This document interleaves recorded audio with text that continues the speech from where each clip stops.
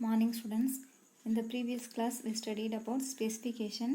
Today we are going to continue specification. Okay, so in the specification பார்த்தீங்க அப்படின்னா நாம வந்து specification as contract அப்படின்னா என்னன்னு பார்க்கலாம். Specification of an algorithm serves as a contract between the designer of the algorithm and the users of the algorithm because it defines the rights and responsibility of the designer and the user. So specification அப்படின்றது specification of algorithm அப்படின்றது ஏன் use பண்ணுறாங்கன்னு பாருங்கள். To serve as a contract அப்படின்னு சொல்கிறாங்க. So யாருக்கு நடுவில்னு பார்த்தீங்க அப்படின்னா designer of an algorithm and user of an algorithm. ஓகேங்களா? ஸோ யார் அந்த அல்காரிதத்தை டிசைன் பண்ணுறாங்களோ அவங்களுக்கும் அண்ட் அதை யூஸ் பண்ணக்கூடிய யூசருக்கும் நடுவில் வந்து ஒரு கான்ட்ராக்ட், ஒரு ஒப்பந்தம்னு சொல்லுவோம். அந்த கான்ட்ராக்டை வந்து சர்வ் பண்ணுறது தான் வந்து இந்த specification of an algorithm. Okay, ஏன் அப்படின்னு பார்த்தீங்கன்னா it defines the rights and responsibility of the designer and the user அப்படின்னு சொல்லியிருக்காங்க. ஸோ யாருக்கு பார்த்தீங்கன்னா இதில் வந்து ரெஸ்பான்சிபிலிட்டிஸ் இருக்குது, யாருக்கு வந்து அதில் வந்து ரைட்ஸ் இருக்குது அப்படின்னு சொல்லி நம்ம பார்க்க போகிறோம். ஓகே, ஸோ அது என்னென்ன ரெஸ்பான்சிபிலிட்டிஸ், என்னென்ன ரைட்ஸ் வந்து டிசைனருக்கா இல்லை யூசருக்கான்னு பார்க்கலாம். Ensuring that the inputs satisfy the required properties is the responsibility of the user but the right of the designer. So என்ன சொல்லியிருக்காங்க பார்த்தா இன்புட் வந்து சாட்டிஸ்ஃபை த ரெக்வயர்ட் ப்ராப்பர்ட்டிஸ் அப்படின்னு சொல்கிறாங்க. அப்போ ஒரு இன்புட் நம்ம ஒரு ப்ராப்ளம் சால்வ் பண்ணுறோம் அப்படின்னா அதுக்கான இன்புட் வந்து அவங்க வந்து யூசர் என்ன பண்ணணும் அப்படின்னா அந்த இன்புட் வந்து சாட்டிஸ்ஃபை பண்ணுற மாதிரியா கொடுக்கணுன்றாங்க. அது அவங்களுடைய ரெஸ்பான்சிபிலிட்டி. பட் அதோடைய ரைட் அப்படின்றது யாருக்குன்னு பார்த்தீங்கன்னா டிசைனருக்கு. ஓகேங்களா? The desired input output relation is the responsibility of the designer and the right of the user. So input output relation அப்படின்றதுக்கு யார் ரெஸ்பான்சிபிலிட்டியாக இருக்காங்க அப்படின்னு பார்த்தீங்கன்னா டிசைனர் கண்டிப்பாக அதுக்கு வந்து ரெஸ்பான்சிபிலிட்டியாக இருக்கணும். அண்ட் வந்து பார்த்திங்கன்னா அதோடைய உரிமை, அதாவது ரைட் அப்படின்றது யாருக்கு அப்படின்னு பார்த்தீங்கன்னா the right of the user அப்படின்னு சொல்லியிருக்காங்க. So importantly if the user fails to satisfy the properties of the inputs, the designer is free from his obligation to satisfy the desired input output relation. Okay, so இந்த image பார்க்கும்போதே உங்களுக்கு தெரியும். So property of inputs பாருங்கள், யார் side வந்து responsibility, யார் right அப்படின்னு கொடுத்துருக்காங்க. ஸோ யூசர் ரெஸ்பான்சிபிலிட்டியாக இருக்கும்போது அவங்க என்ன பண்ணணும் அப்படின்றதையும் கொடுத்துருக்காங்க. ஸோ ரைட்டையும் கொடுத்துருக்காங்க பாருங்க. So user right, so algorithm வந்து டிசைனர் யாரோ அவங்க தான் வந்து அல்காரிதம் அப்படின்னு கொடுத்துருக்காங்க. ஸோ அவங்களுடைய ரெஸ்பான்சிபிலிட்டி என்ன, அவங்களுடைய ரிலேஷன்ஷிப் என்னன்றதை காமிக்கிறாங்க. ஓகே, இப்போ இந்த எக்ஸாம்பிள் பார்க்கும்போது உங்களுக்கே கிளியராக புரியும். Consider the specification of the algorithm square root. இப்போ வந்து ஸ்கொயர் ரூட் எடுக்க சொல்லியிருக்காங்க பாருங்கள். So square root of N. So என்னன்ற ஒரு நம்பருக்கு வந்து ஸ்கொயர் ரூட் கண்டுபிடிக்கணும். ஸோ நம்மளுடைய அல்காரிதம் என்ன, அப்போ ஸ்கொயர் ரூட்டுக்கு நம்ம வந்து அல்காரிதம் வந்து ரைட் பண்ணலாம். இப்போ ஃபார் எக்ஸாம்பிள் பாருங்கள் இன்புட்ஸ். ஸோ இதெல்லாம் வந்து எப்படி மென்ஷன் பண்ணோம் அப்படின்றதே நம்ம லாஸ்ட் கிளாஸ்லேயே பார்த்தாச்சு. ஓகே, ஸோ இன்புட்ஸ் என் அப்படின்ற நம்ம எடுத்துக்கூடிய நம்பர் எப்படி இருக்கணும், ரியல் நம்பராக இருக்கணும். அண்ட் கண்டிஷன் என்னன்னு பார்த்தீங்கன்னா என் வந்து greater than or equal to 0. இதுதான் நம்மளுடைய கண்டிஷன். ஓகேங்களா? ஸோ அவுட்புட்ஸ் வந்து Y is a real number such that Y square equal to N. So output வந்து நமக்கு இதுதான் இதுக்கான formula. So algorithm designer can assume that the given number is non negative and construct the algorithm. The user can expect the output to be the square root of the given number. இப்போ இந்த number எடுத்துட்டோம் அப்படின்னா algorithm எப்படி algorithm எழுதிருப்பார், நாம் கொடுக்கக்கூடிய number, அதாவது square root find out பண்ணக்கூடிய number வந்து நான் நெகட்டிவாக இருக்கணும் அப்படின்னு நினச்சி தான் அவர் வந்து அல்காரிதத்தை கன்ஸ்ட்ரக்ட் பண்ணியிருப்பார். அதே மாதிரி யூசரோட எக்ஸ்பெக்டேஷன் என்ன அப்படின்னு பார்த்தீங்கன்னா அவுட்புட் வந்து square root of the given number, அந்த நம்பருக்கு ஸ்கொயர் ரூட் வரும் அப்படின்றதான் அவருடைய எக்ஸ்பெக்டேஷன் இல்லையா. The output could be the negative square root of the given number. The specification did not commit that the output is the positive square root. If the user passes a negative number as the input, then the output need not to be the square root of the number. இப்போ output பாருங்கள். So negative number நம்ம கொடுக்குறோம். So கொடுத்து square root கொடுக்குறோன்னு வச்சுக்கோங்களேன். அப்போ பார்த்தீங்கன்னா அதோடைய specification வந்து பார்த்தீங்க அப்படின்னா கரெக்டாக இருக்குமானா இருக்காது. ஏன்னா அதுக்கான அவுட்புட் வந்து பாசிட்டிவில் தான் வரும் அப்படின்னு நம்மளால சொல்ல முடியாது. ஓகே, அப்போ நெகட்டிவ் நம்பரை இன்புட்டாக கொடுத்தோம் அப்படின்னா கண்டிப்பாக அதுக்கு ஸ்கொயர் ரூட் வந்து எப்படி இருக்காது. So the output need not be the square root of the number அப்படின்னு சொல்லிட்டாங்க. ஸோ அதுக்கான ஸ்கொயர் ரூட்டாக ஸோ இருக்க வேண்டிய அவசியம் இல்லை அப்படின்னு சொல்கிறாங்க. ஓகே, ஸோ அதனால் வந்து நாம் கொடுக்குற இன்புட் வந்து நம்ம வந்து எப்படி கொடுக்கணும்னா ப்ராப்பராக நம்ம வந்து ரெஸ்பான்சிபிலிட்டியாக கொடுத்தோம் அப்படின்னா அதுக்கான அவுட்புட் வந்து நமக்கு கிடைக்கும். ஓகே, ஸோ நெக்ஸ்ட் வந்து அப்ஸ்ட்ராக்ஷன். ஸோ அப்ஸ்ட்ராக்ஷன் அப்படின்னா உங்களுக்கே தெரியும் இல்லையா. ஸோ அப்ஸ்ட்ராக்ட் அப்படின்னாலே நான் என்ன சொல்லியிருக்கேன், ஸோ ஒரு ப்ராப்ளம் சால்வ் பண்ண போகிறோன்னா அதில் வந்து எது நமக்கு தேவை ரீசனபிளாக இருக்கக்கூடிய அந்த இன்புட்ஸை மட்டும் எடுத்துகிட்டு நம்ம ப்ராப்ளத்தை சால்வ் பண்ணணும். ஸோ எக்ஸ்ட்ரா இருக்கக்கூடிய அன்னெசசரி டீட்டெயில்ஸை நம்ம வந்து ஸ்கிப் பண்ணிடணும், அதாவது இக்னோர் பண்ணிடணும் அப்படின்னு நம்ம பார்த்தோம். அதுதான் வந்து அப்ஸ்ட்ராக்ட் அப்படின்னு பார்த்தோம். ஸோ அதை பற்றி டீப்பாக நம்ம பார்க்கலாம். இதுக்கு எக்ஸாம்பிளோட கொடுத்துருக்காங்க பாருங்கள். To right a bicycle it is sufficient to understand the functioning of the pedal, handbar, brakes and bell. As a rider, we model a bicycle by these 4 features. The bicycle has a lot more details. So பாருங்கள், ஒரு bicycle right பண்ணுறோம் அப்படின்னா so அதில் நமக்கு தேவையான sufficient detail என்னென்னு பார்த்தீங்கன்னா pedal வேணும், handle bar, brake bell. So இது எப்படி ஃபங்க்ஷன் ஆகும் அப்படின்றது நமக்கு தெரிஞ்சாலே போதும், நாம் வந்து என்ன பண்ணிடலாம், ஸோ அந்த சைக்கிளை வந்து நம்ம வந்து அதை ரைட் பண்ணிடலாம். Okay. So bicycle has a lot of morals. அதில் பார்த்தீங்கன்னா நிறைய திங்ஸ் இருக்கு இல்லையா. So which rider can ignore, அதெல்லாம் நமக்கு தேவையே இல்லை. ஓகேங்களா, அதெல்லாம் நமக்கு unnecessary. ஸோ அதெல்லாம் நம்ம விட்டுடலாம். Those details are irrelevant for the purpose of riding a bicycle. So ஒரு பைசைக்கிள் ரைட் பண்ணுறதுக்கு மற்ற என்னென்ன பார்ட்ஸ் இருக்குன்றதெல்லாம் நமக்கு கண்டிப்பாக தெரிஞ்சுக்கணும் அப்படின்ற அவசியம் இல்லை. நமக்கு தேவை அந்த 4 ஆப்ஷன். ஸோ அது தெரிஞ்சாலே நமக்கு போதும். ஓகே. ஸோ அதுதான் unnecessary டீட்டெயில்ஸை நம்ம என்ன பண்ணிடுறோம், இக்னோர் பண்ணிடுறோம். ஸோ இதுதான் வந்து நம்ம வந்து அப்ஸ்ட்ராக்ஷன் அப்படின்னு சொல்கிறோம். A problem can involve a lot of details. Several of these details are irrelevant for solving the problem. Only a few details are essential.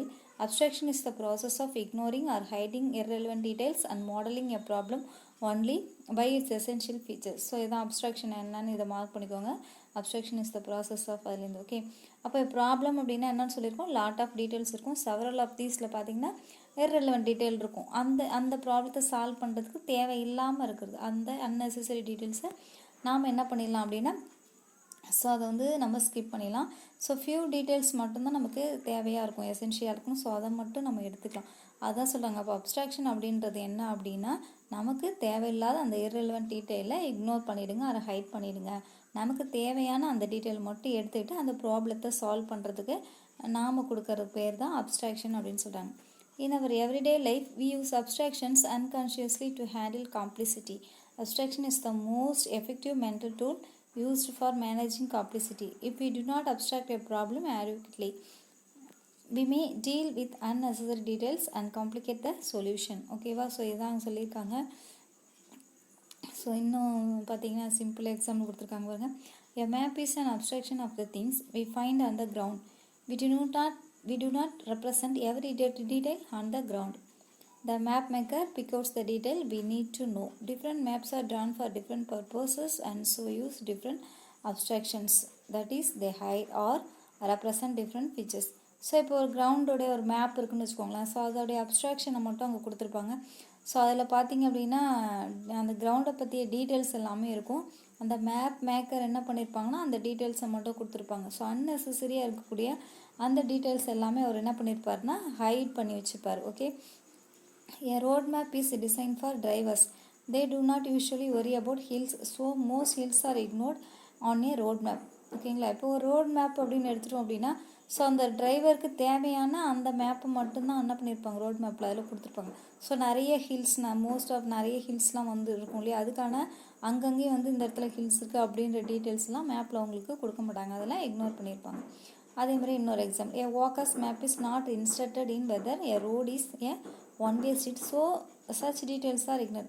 அப்போ வாக்கர் மேப், ஸோ நடந்து போயிட்டுருக்காங்க அப்படின்னா அவங்களுக்கு பார்த்திங்கன்னா ரோட் மேப் கொடுத்துருப்பாங்க. ஸோ ஒன்-வே ஸ்ட்ரீட்டில் so அவங்களுக்கு தேவையான டீட்டெயில்ஸ் மட்டும் எப்படி வழி இருக்குது அது மட்டும் கொடுத்துருப்பாங்க இல்லையா. ஸோ அதை மற்றபடி அங்கே என்னென்ன பில்டிங் இருக்குது, ஸோ அங்கே என்னென்ன கடைகள் இருக்குது அப்படின்றதெல்லாம் அங்கே கொடுத்துருக்க மாட்டாங்க. அவங்களுக்கு தேவை ஒன்-வே ஸ்ட்ரீட் எது அந்த ரூட் போகிறதுக்கான வழியை மட்டும் அவங்க கொடுத்துருப்பாங்க. அப்போ தேவையில்லாத அந்த பில்டிங் அதெல்லாத்தையும் என்ன பண்ணியிருக்காங்க ஸோ இக்னோர் பண்ணியிருக்காங்க. ஓகே, இதுதான் வந்து அப்ஸ்ட்ராக்ஷனுக்காக ஸோ இவ்வளோ எக்ஸாம்பிள் கொடுத்துருக்காங்க. ஸோ அனதர் எக்ஸாம்பிளும் ஒன்று கொடுத்துருக்காங்க பாருங்கள்.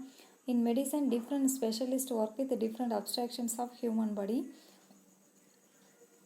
An orthopedician works with the abstraction of skeletal system, while a gastroenterologist works with digestive system. A physiotherapist abstract the human body by its muscular system. So medicine அப்படின்னு எடுத்துட்டோம் அப்படின்னா ஒவ்வொரு பார்ட்டுக்கான specialist இருப்பாங்க இல்லையா. ஸோ அவங்களுக்கு பார்த்திங்கன்னா அந்த பர்டிகுலர் பார்ட்டை பற்றிய டீட்டெயில்ஸ் மட்டும்தான் என்ன பண்ணியிருப்பாங்க அவங்களுக்கு தெரியும். அதை தவிர்த்து மற்ற பார்ட்ஸை பற்றிய டீட்டெயில்ஸ் எல்லாம் அவங்களுக்கு அதெல்லாம் வந்து இக்னோர் பண்ணிவிட்டு அதை மட்டும்தான் கொடுத்துருப்பாங்க. அதுதான் உங்களுக்கு இங்கே 3 கொடுத்துருக்காங்க. ஸோ ஃபஸ்ட்டு வந்து ஸ்கெலட்டல் சிஸ்டம்னு எடுத்துட்டோம் அப்படின்னா அந்த ஸ்கெலட்டல் சிஸ்டத்தை மட்டும்தான் அவங்க சொல்லியிருப்பாங்க. அதை தவிர்த்து ஹியூமன் பாடிஸில் வேறு என்னென்ன பார்ட்ஸ் இருக்குது அப்படின்றது எதுவுமே அவங்க தெரிஞ்சிருக்க மாட்டாங்க. ஓகே, அதே மாதிரி தான் பார்த்திங்கனாலும் டைஜஸ்டிவ் சிஸ்டம். ஸோ டைஜஸ்டிவ் சிஸ்டம்னா அதுக்கு தேவையானது என்னவோ அதை மட்டும்தான் அவங்க தெரிஞ்சுருப்பாங்க. ஸோ அதே மாதிரி தான் வந்து மஸ்குலர் சிஸ்டம். ஸோ மஸ்குலர்னால் மசில்ஸ் ரிலேட்டடாக இருக்கக்கூடிய டீட்டெயில்ஸை மட்டும்தான் அவங்க ஃபிசியோதெரபி வந்து தெரிஞ்சிருப்பாங்க. ஓகே, மற்ற ஸ்கெலட்டல் பற்றியோ அந்த மாதிரி இதெல்லாம் அவங்க தெரிஞ்சிருக்க மாட்டாங்க. ஸோ அவங்களுக்கு அதெல்லாம் தேவையில்லாது. ஓகே, இதான் வந்து abstraction. Okay, we use abstraction in a variety of ways while constructing algorithms in the specification of problems, representing state by variables and decomposing an algorithm to function. So abstraction அப்படின்றது பார்த்திங்கன்னா நம்ம variety of வேஸில் வந்து நம்ம ஒரு அல்காரித்தை வந்து உருவாக்குறதுக்கு construct பண்ணுறதுக்கு நிறைய மெத்தடில் நம்ம அப்ஸ்ட்ராக்ஷன் யூஸ் பண்ண போகிறோம். அதில் என்னென்னு பாருங்கள். ஃபஸ்ட்டு வந்து ஸ்பெசிஃபிகேஷன் ஆஃப் ப்ராப்ளம் இல்லையா, ஒரு ப்ராப்ளத்தை ஸ்பெசிஃபை பண்ணுறதுக்கும் அப்ஸ்ட்ராக்ஷன் யூஸ் பண்ணலாம். நெக்ஸ்ட் வந்து representing state by variables. Okay, next பார்த்திங்கன்னா அந்த அல்காரித்தை டீகம்போஸ் பண்ணுறதுக்கும் யூஸ் பண்ணலாம். ஓகே, ஸோ இந்த மாதிரி நாம் வந்து அப்ஸ்ட்ராக்ஷன் வந்து பல மெத்தடில் யூஸ் பண்ணலாம். An algorithm designer has to be trained to recognize which features are essential to solve the problem and which details are unnecessary. So algorithm designer அப்படின்றவங்க என்ன பண்ணுறாங்க, so trained to recognize which features are essential to solve the problem அப்படின்னு சொல்லியிருக்காங்க. அப்போ அந்த ப்ராப்ளத்தை solve பண்ணுறதுக்கு தேவையான டீட்டெயில்ஸ் என்ன, அன்னெசரி டீட்டெயில்ஸ் என்ன, அதை எப்படி இக்னோர் பண்ணுறது, இந்த டீட்டெயிலை கண்டிப்பாக என்ன பண்ணணும்னா அல்காரிதம் டிசைனர் வந்து அதை பற்றிய அவங்களுக்கு ட்ரைனிங் வந்து கண்டிப்பாக தேவை அப்படின்னு சொல்கிறாங்க. ஓகே, ஸோ அப்போ தான் அவங்களால வந்து ப்ராப்பராக வந்து அல்காரித்தை வந்து கொடுக்க முடியும். Okay, specification abstract a problem by the properties of the inputs and the desire input output relation. We recognize the properties essential for solving the problem and ignore the unnecessary details. ஓகேவா, so அப்போ specification abstract ஏ problem அப்படின்னும் போது so நம்ம வந்து அந்த ப்ராப்ளத்துக்கான input output relation என்ன, so அதுக்கான input properties என்னன்றதை நாம் அப்ஸ்ட்ராக்ட் கரெக்டாக கொடுத்துட்டோம் அப்படின்னாலே நமக்கு தேவையான ப்ராப்ளத்துக்கு என்ன பண்ணிக்கலாம், ஸோ தேவையான டீட்டெயில்ஸை கொடுக்கும்போது அந்த ப்ராப்ளத்தை சால்வ் பண்ணிக்கலாம். அன்னெசரி டீட்டெயில்ஸ் வந்து அப்போ நம்ம இக்னோர் பண்ணிடுறோம் அப்படின்னு சொல்கிறாங்க. அப்போ ஒரு அல்காரிதம் அப்படின்னா ஸோ ஒரு மேத்தமெட்டிக்கல் ஃபங்க்ஷன்ஸோ இல்லை எதாவது எடுத்து நம்ம யூஸ் பண்ணும்போது அதுக்கான ப்ராசஸிங் ஸ்டேட்மெண்ட் இருக்கு இல்லையா, ஸோ ஃபார்முலா அப்படின்னு சொல்கிறோம் இல்லையா, அதை வந்து கண்டிப்பாக நீங்கள் என்ன பண்ணணும், கொடுத்து தான் ஆகணும். ஓகே, ஸோ அதை கொடுக்கணும். மற்றபடி நமக்கு தேவையில்லாதது எல்லாமே நம்ம இக்னோர் பண்ணிடலாம் அப்படின்னு சொல்கிறாங்க. ஓகே, ஸோ நெக்ஸ்ட் வந்து ஸ்டேட்னா என்ன அப்படின்னு கொடுத்துருக்காங்க. In algorithms the state of a computation is abstracted by a set of variables. So state அப்படின்னும் போது நம்ம எப்படி கொடுக்கணும்னு பாருங்கள். ஸோ என்ன சொல்லியிருக்காங்க, கம்ப்யூட்டேஷன் இஸ் அப்ஸ்ட்ராக்டடு. ஸோ அதுதான் நான் சொன்னேன், கம்ப்யூட்டேஷன் அப்படின்னும் போது அந்த இடத்துல ஃபார்முலா அதை வந்து நம்ம ஸ்டேட் அப்படின்னு சொல்கிறோம். ஓகே, நெக்ஸ்ட் வந்து functions. So when an algorithm is very complex we can decompose it into functions and abstract each function by its specification.